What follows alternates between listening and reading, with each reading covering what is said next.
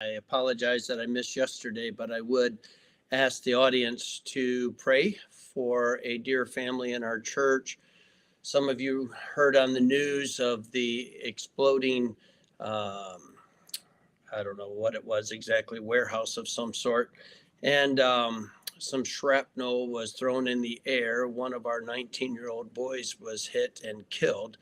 And so, obviously, as you might understand, yesterday was a full day of some details, but appreciate you praying for them. Obviously, for our church, it's a tough time for sure. Daniel chapter 7. I guess we look at the rest of this chapter, and what stands out is King Jesus is going to win. It seems in time that the Antichrist is growing in his power, growing in his authority, growing in his control. And I think if we're honest, we can kind of deal with that a little bit, even as Americans, when we feel like the agents of evil are growing in their influence, growing in their control, maybe even growing in their authority, and we get frustrated, and we sometimes wonder, why doesn't God do something? Why doesn't God intervene? And sometimes he does. And we're obviously praying that in this election 2024 that he does do something. But I'm absolutely convinced that if he does something, he will do it through the obedience of his people. If his people aren't going to vote, if his people are not going to be responsible, if his people are not going to be biblical, I do not believe that God feels like he has to bail out America. But God is God and he can do whatever he wants. But I do believe that if God is going to do something, he will do it through his obedient people. And so I think that this election, to a large extent, will rely upon the obedience of God's children. If there's apathy and frustration and disobedience on the part of God's people, I think that November is going to be a very, very disappointing time for all of us. However, God is God, and in the end, He will always win. And so, in this in this text, we find that it seems like the Antichrist is winning, but he's not going to. And so, in verse number 19, then I would know the truth of the fourth beast, which is the revised Roman Empire, which was diverse from all others, exceedingly dreadful, whose teeth were of iron and nails of brass, which devoured, brake in pieces, and stamped the residue with his feet. And of the 10 horns there was in his head, and of the other which came up and before whom 3 fell, even of that horn that had eyes, and a mouth that spake very great things, whose look was more stout than his fellows. In other words, the Antichrist is going to be a great orator. He's going to be able to persuade and motivate people with his speeches. I beheld, and the same horn made war with the saints and prevailed against them, until the Ancient of Days came, and the judgment was given to the saints of the Most High, and the time came that the saints possessed the kingdom.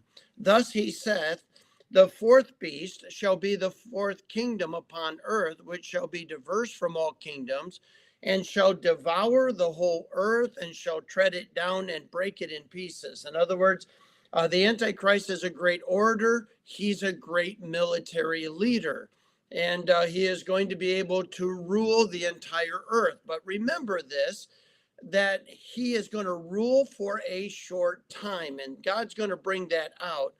And it says, but the judgment shall sit, and they shall take away his dominion to consume and to destroy upon unto the end.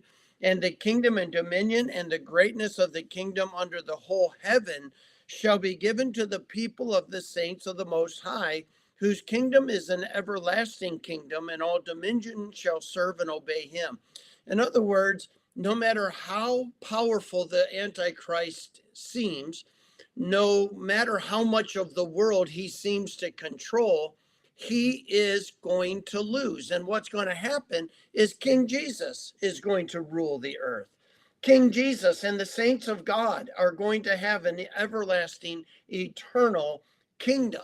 And so, though sometimes it looks devastating and a little discouraging from time to time, as we look at the events of our country, as we look at the events of the world, as we look at evil seemingly getting a foothold that is going to rule, remember this: it is temporary.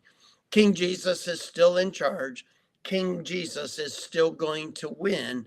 He's just allowing the depravity of man, he's allowing the sinfulness of this sin cursed earth to allow the destruction that sin brings to be evident, to be very obvious, and that King Jesus is going to put it down. He is going to destroy it. And so we have to live our lives in light of what we know to be true. And even in the tribulation period, things get very bad for the saints of God, but they end up incredibly good. And so, even though the Antichrist feels like his blasphemy of God is gaining power and gaining influence, even though the persecution of saints seems to be gaining popularity, he has only but a time and he loses. It is not going to be the end of the game. It's not going to be the way that things end. The way that things end is the greatness of the kingdom in the whole heaven shall be given to the people of the saints of the Most High, whose kingdom is an everlasting kingdom, and all dominions shall serve and obey him. Instead of the Antichrist ruling forever, he only gets a short time. And then King Jesus will rule, and everyone will obey him. Hitherto is the end of the matter. As for me, Daniel, my cognitions much troubled me, and my countenance changed in me, but I kept the matter in my heart. Daniel was obviously aware of the fact he was not going to experience this tribulation period, nor was he going to be able to fully grasp it. But it did concern him. He was very sympathetic to the fact that his brothers and sisters were going to go through a very hard time, and it bothered him. And I think we can look at our times in our sin cursed world where there are many disappointments. There are things that are very discouraging and hard to grasp and to endure.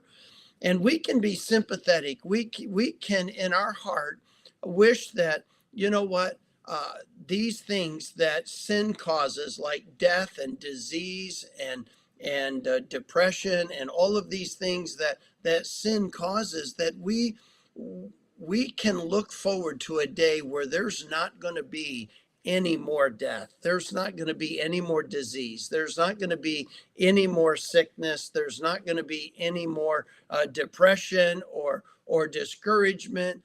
We are going to live in perfect peace with complete joy, with an expression of complete mature love.